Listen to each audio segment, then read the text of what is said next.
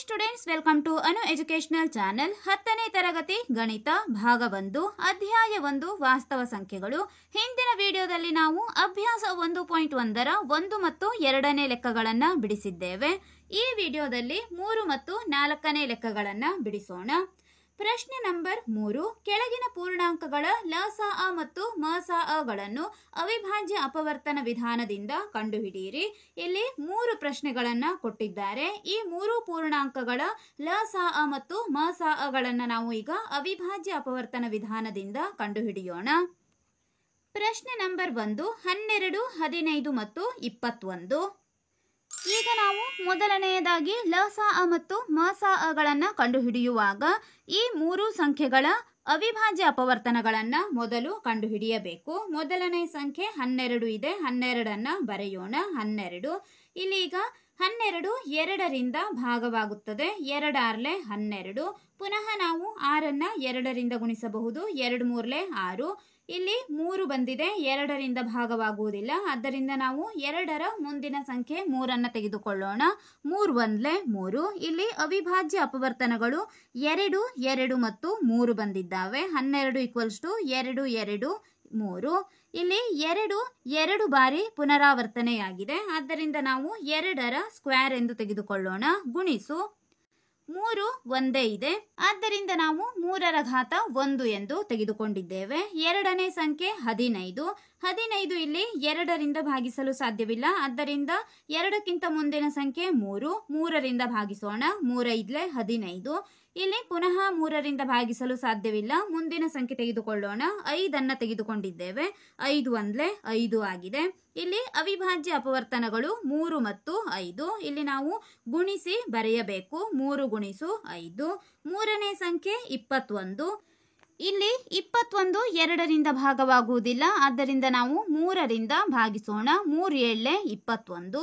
ಇಲ್ಲಿ 7ಅನ್ನು ನಾವು ಈಗ 7ರಿಂದಲೇ ಭಾಗಿಸಬೇಕು. 7 1 7 ಆಗಿದೆ. ಇಲ್ಲಿ 21ರ ಅವಿಭಾಜ್ಯ ಅಪವರ್ತನಗಳು 3 ಮತ್ತು 7. ಈಗ ನಾವು ಮಸಅ ಮತ್ತು ಲಸಅಗಳನ್ನು ಅವಿಭಾಜ್ಯ ಅಪವರ್ತನಗಳ ಸಹಾಯದಿಂದ ಕಂಡುಹಿಡಿಯಬೇಕು. ಮೊದಲನೆಯದಾಗಿ ಮಸಅ ಎಂದರೆ ಮಹತ್ತಮ ಸಾಮಾನ್ಯ ಅಪವರ್ತನ. ಇಲ್ಲಿ ನಾವು ಸಾಮಾನ್ಯವಾಗಿರುವ ಅಂದರೆ ಈ 3 ಅಪವರ್ತನಗಳಲ್ಲಿ ಅಂದರೆ ಅವಿಭಾಜ್ಯ ಅಪವರ್ತನಗಳಲ್ಲಿ ಸಾಮಾನ್ಯವಾಗಿರುವ ಒಂದು ಸಂಖ್ಯೆಯನ್ನ ನೋಡಬೇಕು. 2 ಪುನರಾವರ್ತನೆಯಾಗಿಲ್ಲ. 3 ಈ 3 ಸಂಖ್ಯೆಗಳಲ್ಲೂ ಬಂದಿದೆ. 3 3 3. ಇದು ಸಾಮಾನ್ಯವಾಗಿರುವುದರಿಂದ ಇದು ಸಾಮಾನ್ಯ ಅಪವರ್ತನವಾಗಿದೆ. ಇಲ್ಲಿ ನಾವು ಘಾತಗಳನ್ನು ನೋಡಬೇಕು. ಎಲ್ಲರ ಘಾತ ಕೂಡ ಇಲ್ಲಿ ಒಂದೇ ಆಗಿದೆ. ಆದ್ದರಿಂದ ನಾವು ಮಸಅವನ್ನು 3 ಎಂದು ತೆಗೆದುಕೊಳ್ಳೋಣ. ಇಲ್ಲಿ ನಾವು ಮಸಅವನ್ನು ಕಂಡುಹಿಡಿಯುವಾಗ ಘಾತ ಚಿಕ್ಕದಾಗಿರುವ ಸಂಖ್ಯೆಯನ್ನ ತೆಗೆದುಕೊಳ್ಳಬೇಕು. ಇಲ್ಲಿ ಎಲ್ಲಾ ಸಂಖ್ಯೆಗಳ ಘಾತ ಕೂಡ ಒಂದೇ ಆಗಿರುವುದರಿಂದ ನಾವು 3 ಎಂದು ಬರೆದಿದ್ದೇವೆ. ಲಸಅ ಲಘುತ್ತಮ ಸಾಮಾನ್ಯ ಅಪವರ್ತನ. ಇಲ್ಲಿ ನಾವು ಲಸಅವನ್ನು ಕಂಡುಹಿಡಿಯುವಾಗ ಸಾಮಾನ್ಯವಾಗಿರುವ ಒಂದು ಅವಿಭಾಜ್ಯ ಅಪವರ್ತನ ಮತ್ತು ಎಲ್ಲಾ ಸಂಖ್ಯೆಗಳನ್ನು ಗುಣಿಸಿ ಬರೆಯಬೇಕು. ಈಗ ನಾವು ಇಲ್ಲಿ ಮೊದಲನೆಯದಾಗಿ 2ಅನ್ನು ತೆಗೆದುಕೊಳ್ಳೋಣ. 2 ಬಾರಿ ಇದೆ. 2 ಬಾರಿ ಬರೆದಿದ್ದೇವೆ. ನಂತರದ ಸಂಖ್ಯೆ 3 ಸಾಮಾನ್ಯವಾಗಿದೆ 3ರಲ್ಲೂ. ಆದ್ದರಿಂದ ನಾವು ಈ 3ರಿಂದ 1 3ಅನ್ನು ತೆಗೆದುಕೊಂಡಿದ್ದೇವೆ. ಉಳಿದ ಸಂಖ್ಯೆ 5 ಮತ್ತು 7 ಬರೆದಿದ್ದೇವೆ. 2 2 4 4 3 12 12 5 60 67 420 ಬಂದಿದೆ. ಇದು ಲಸಅ. ಇಲ್ಲಿ ನಾವು ಕೊಟ್ಟಿರುವ 3 ಸಂಖ್ಯೆಗಳ ಮಸಅ ಮತ್ತು ಲಸಅಗಳನ್ನು ಕಂಡುಹಿಡಿದಿದ್ದೇವೆ. ಪ್ರಶ್ನೆ ನಂಬರ್ 2. 17 23 ಮತ್ತು 29. ಈಗ ನಾವು ಪ್ರತಿಯೊಂದರ ಅವಿಭಾಜ್ಯ ಅಪವರ್ತನಗಳನ್ನು ಕಂಡುಹಿಡಿಯಬೇಕು. 17 ಯಾವುದೇ ಮಗ್ಗಿಯಲ್ಲಿ ಬರುವುದಿಲ್ಲ. ಆದ್ದರಿಂದ ನಾವು ಅದೇ ಮಗ್ಗಿಯನ್ನ ತೆಗೆದುಕೊಳ್ಳಬೇಕು. 17 1 17. ಪುನಃ 23 ಕೂಡ ಅದೇ ರೀತಿಯಾಗಿದೆ. ಬೇರೆ ಮಗ್ಗಿಯಲ್ಲಿ ಬರುವುದಿಲ್ಲ. 23ರ ಮಗ್ಗಿಯನ್ನೇ ತೆಗೆದುಕೊಳ್ಳಬೇಕು. 23 1 23. 29 ಕೂಡ ಅದೇ ರೀತಿ ಬೇರೆ ಮಗ್ಗಿಯಲ್ಲಿ ಬರುವುದಿಲ್ಲ. 29 1 29. ಇಲ್ಲಿ ಅಪವರ್ತನಗಳು ಅಂದರೆ ಅವಿಭಾಜ್ಯ ಅಪವರ್ತನಗಳು 1 ಮತ್ತು ಅವೇ ಸಂಖ್ಯೆಯಾಗಿದ್ದಾವೆ. ಇಲ್ಲಿ 17ರ ಅವಿಭಾಜ್ಯ ಅಪವರ್ತನಗಳು 1 × 17. 23ರ ಅವಿಭಾಜ್ಯ ಅಪವರ್ತನಗಳು 1 × 23. 29ರ ಅವಿಭಾಜ್ಯ ಅಪವರ್ತನಗಳು 1 × 29 ಆಗಿದೆ. ಈಗ ನಾವು ಮಸಅವನ್ನು ಕಂಡುಹಿಡಿಯುವಾಗ ಇಲ್ಲಿ ಮೂರರಲ್ಲೂ ಕೂಡ ಸಾಮಾನ್ಯವಾಗಿರುವ ಸಂಖ್ಯೆಯನ್ನು ನಾವು ಈಗ ನೋಡಬೇಕು. ಮೂರರಲ್ಲೂ ಸಾಮಾನ್ಯವಾಗಿರುವ ಸಂಖ್ಯೆ 1 ಮಾತ್ರ ಆಗಿದೆ. ಬೇರೆ ಸಂಖ್ಯೆಗಳು ಇಲ್ಲಿ ಬೇರೆ ಬೇರೆ ಆಗಿದ್ದಾವೆ. ಆದ್ದರಿಂದ ಸಾಮಾನ್ಯ ಅಪವರ್ತನವಾಗಿ ನಾವು 1 ತೆಗೆದಿದ್ದೇವೆ. ಮಸ ಅ ಈಕ್ವಲ್ಸ್ ಟು 1. ಲಸ ಅವನ್ನು ಕಂಡುಹಿಡಿಯುವಾಗ ನಾವು ಸಾಮಾನ್ಯವಾಗಿರುವ ಸಂಖ್ಯೆ ಮತ್ತು ಉಳಿದ ಎಲ್ಲಾ ಸಂಖ್ಯೆಗಳನ್ನು ಗುಣಿಸಬೇಕು. ಸಾಮಾನ್ಯವಾಗಿರುವ ಸಂಖ್ಯೆ ಇಲ್ಲಿ 1 ಆಗಿದೆ. 1 ಬರೆದಿದ್ದೇವೆ. ಗುಣಿಸು 17 ಗುಣಿಸು 23 ಗುಣಿಸು 29 ಇಲ್ಲಿ ಬರೆಯಲಾಗಿದೆ.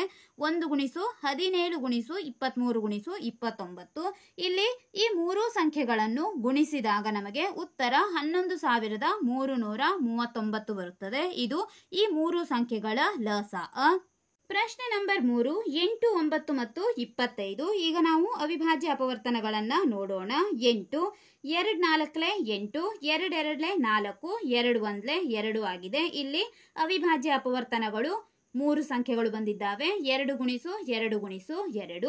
9ರ ಅವಿಭಾಜ್ಯ ಅಪವರ್ತನವನ್ನ ನೋಡೋಣ. 2ರಿಂದ ಭಾಗವಾಗುವುದಿಲ್ಲ, ಆದ್ದರಿಂದ ನಾವು 3 ತೆಗೆದುಕೊಂಡಿದ್ದೇವೆ. 3 3 9, 3 ಬಂದಿದೆ. 3 1 3, 3 ಮತ್ತು 3 ಬಂದಿದೆ. 25 ಇದು 2 3 4 ಈ ಸಂಖ್ಯೆಯಿಂದ ಭಾಗವಾಗುವುದಿಲ್ಲ. ನಂತರದ ಸಂಖ್ಯೆ 5 ತೆಗೆದುಕೊಂಡಿದ್ದೇವೆ. 5 5 25, 5 ಬಂದಿದೆ. ಆದ್ದರಿಂದ 5 1 5 ಎಂದು ತೆಗೆದುಕೊಂಡಿದ್ದೇವೆ.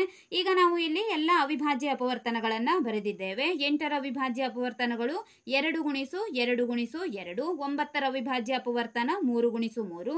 25ರ ಅವಿಭಾಜ್ಯ ಅಪವರ್ತನಗಳು 5 ಗುಣಿಸು 5 ಆಗಿದೆ. ಈಗ ನಾವು ಈ ಅವಿಭಾಜ್ಯ ಅಪವರ್ತನಗಳನ್ನ ಉಪಯೋಗಿಸಿಕೊಂಡು ಮಸ ಅ ಮತ್ತು ಲಸ ಅವನ್ನ ಕಂಡುಹಿಡಿಯಬೇಕು. ಮಸ ಅ ಎಂದರೆ ಇಲ್ಲಿ ಸಾಮಾನ್ಯವಾಗಿರುವಂತಹ ಒಂದು ಅವಿಭಾಜ್ಯ ಅಪವರ್ತನ. ಇಲ್ಲಿ ಯಾವುದೇ ಸಂಖ್ಯೆಗಳು ಸಾಮಾನ್ಯವಾಗಿಲ್ಲ. ಯಾವುದೇ ಸಂಖ್ಯೆಗಳು ಸಾಮಾನ್ಯವಾಗಿಲ್ಲದಿದ್ದಾಗ ನಾವು ಆ ಸಂಖ್ಯೆಯ ಮಸ ಅವಾಗಿ 1 ತೆಗೆದುಕೊಳ್ಳಬೇಕಾಗುತ್ತದೆ. ಅಂದರೆ ಇಲ್ಲಿ ನಾವು ಯಾವುದೇ ಸಂಖ್ಯೆ ಇಲ್ಲ ಎಂದಾಗಲೂ ಕೂಡ ಗುಣಿಸು 1 ಎಂದು ತೆಗೆದುಕೊಳ್ಳಬಹುದು. 5 5 25, 25 1 ಪುನಃ 25 ಬರುತ್ತದೆ. ಆದ್ದರಿಂದ ನಾವು ಮಸ ಅವನ್ನ ಎಲ್ಲಾ ಸಂಖ್ಯೆಗಳಿಂದ 1 ಎಂದು ತೆಗೆದುಕೊಂಡಿದ್ದೇವೆ. ಲಸ ಅ ಇಲ್ಲಿ ನಾವು ಕೊಟ್ಟಿರುವಂತಹ ಎಲ್ಲಾ ಸಂಖ್ಯೆಗಳನ್ನ ಈಗ ಗುಣಿಸಬೇಕು. ಯಾವುದೇ ಸಂಖ್ಯೆ ಸಾಮಾನ್ಯವಾಗಿಲ್ಲ. ಮೊದಲನೆಯದಾಗಿ 2 ಗುಣಿಸು 2 ಗುಣಿಸು 2 ಗುಣಿಸು 3 ಗುಣಿಸು 3 ಗುಣಿಸು 5 ಗುಣಿಸು 5 ಎಲ್ಲಾ ಸಂಖ್ಯೆಗಳನ್ನ ಬರೆಯಲಾಗಿದೆ. ಇಲ್ಲಿ ಈ ಎಲ್ಲಾ ಸಂಖ್ಯೆಗಳನ್ನ ಗುಣಿಸಿದಾಗ ನಮಗೆ ಗುಣಲಬ್ಧ 1800 ಬರುತ್ತದೆ. ಇದು ಈ ಮೂರು ಸಂಖ್ಯೆಗಳ ಲಸ ಅ. ಪ್ರಶ್ನೆ ನಂಬರ್ 4, 306 657ರ ಮಸ ಅ ಈಕ್ವಲ್ಸ್ ಟು 9 ಆದರೆ ಅವುಗಳ ಲಸ ಅವನ್ನು ಕಂಡುಹಿಡಿಯಿರಿ. ಇಲ್ಲಿ ಈ ಎರಡು ಸಂಖ್ಯೆಗಳ ಮಸ ಅವನ್ನು 9 ಎಂದು ಕೊಟ್ಟಿದ್ದಾರೆ. ಈಗ ನಾವು ಅವುಗಳ ಲಸ ಅವನ್ನ ಕಂಡುಹಿಡಿಯಬೇಕು. ನಾವು ಹಿಂದಿನ ಲೆಕ್ಕಗಳಲ್ಲಿ ಒಂದು ಸೂತ್ರವನ್ನ ಉಪಯೋಗಿಸಿದ್ದೇವೆ. ಲಸ ಅ ಗುಣಿಸು ಮಸ ಅ ಈಕ್ವಲ್ಸ್ ಟು ಆ ಎರಡು ಸಂಖ್ಯೆಗಳ ಗುಣಲಬ್ಧ. ಈಗ ನಾವು ಅದೇ ಸೂತ್ರವನ್ನ ಉಪಯೋಗಿಸಿಕೊಂಡು ಲಸ ಅವನ್ನ ಕಂಡುಹಿಡಿಯೋಣ. ಇಲ್ಲಿ ಈಗ ಕೊಟ್ಟಿರುವ ಎರಡು ಸಂಖ್ಯೆಗಳು 306 ಮತ್ತು 657. ಈಗ ನಾವು ಸೂತ್ರವನ್ನ ಬರೆಯೋಣ. ಲಸ ಅ ಗುಣಿಸು ಮಸ ಅ ಈಕ್ವಲ್ಸ್ ಟು ಆ ಎರಡು ಸಂಖ್ಯೆಗಳ ಗುಣಲಬ್ಧ. ಇಲ್ಲಿ ಲಸ ಅವನ್ನು ನಾವು ಕಂಡುಹಿಡಿಯಬೇಕು. ಮಸ ಅ 9 ಆಗಿದೆ. ಆದ್ದರಿಂದ 9 ಗುಣಿಸು ಲಸ ಅ ಈಕ್ವಲ್ಸ್ ಟು ಆ ಎರಡು ಸಂಖ್ಯೆಗಳ ಗುಣಲಬ್ಧ ಎಂದರೆ ಇಲ್ಲಿ ನಾವು ಈ ಎರಡು ಸಂಖ್ಯೆಗಳನ್ನ ಗುಣಿಸಬೇಕಾಗಿದೆ. ಎರಡು ಸಂಖ್ಯೆಗಳು 306 ಗುಣಿಸು 657. ಈಗ ನಾವು ಗುಣಿಸೋಣ. 7 6 42, 7 ಗುಣಿಸು 0 0 ಇಲ್ಲಿರುವ 4 ಬರೆದಿದ್ದೇವೆ. 7 3 21 ಪ್ಲಸ್ 5 6 30, 5 ಗುಣಿಸು 0 0 ಆಗುತ್ತದೆ. ಇಲ್ಲಿ ಇರುವ 3 ನಾವು ಬರೆಯಬೇಕು. 5 3 15 ಪ್ಲಸ್ ಎಂದು ತೆಗೆದುಕೊಳ್ಳೋಣ. 6 6 36, ಇಲ್ಲಿ 3 ತೆಗೆದುಕೊಂಡಿದ್ದೇವೆ. 6 ಇದೆ. 6 ಗುಣಿಸು 0 0 ಇಲ್ಲಿರುವ 3 ಬರೆಯೋಣ. 6 3 18. ಈಗ ನಾವು ಈ ಎಲ್ಲ ಸಂಖ್ಯೆಗಳನ್ನ ಕೂಡಿಸಬೇಕು.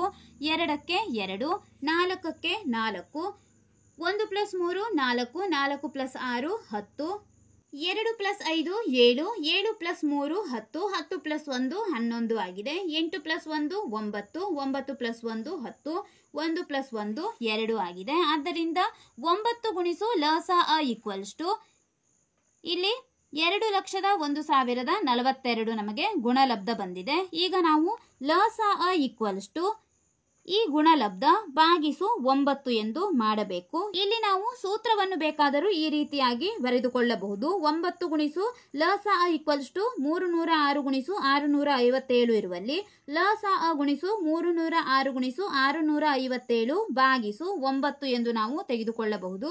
ಇಲ್ಲಿ ನಾನು ಗುಣಲಬ್ಧವನ್ನು ನಿಮಗೆ ಮಾಡಿ ತೋರಿಸುವ ಸಲುವಾಗಿ ಈ ರೀತಿಯಾಗಿ ಮಾಡಿದ್ದೇನೆ.